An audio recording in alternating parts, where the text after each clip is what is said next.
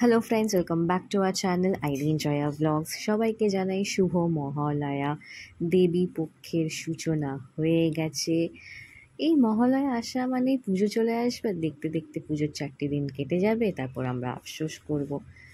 আজকে যেহেতু মহালয়া, ভালো দিন, শুভ দিন, তো আজকে অনেকে তর্পণও দেয় যারা পূর্বপুরুষরা আছে। তো আমি বাড়িতে ফুল মিষ্টি এনে পুজো দিয়েছিলাম।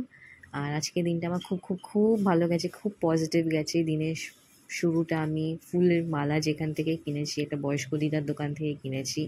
আমি ওনার থেকে কিনে খুব খুশি হয়েছি, কারণ ওনার দোকানটা ফাঁকা ছিল, কেউই ছিল না বলতে গেলে। আমি হয়তো ফার্স্ট ওনার কাস্টমার ছিলাম।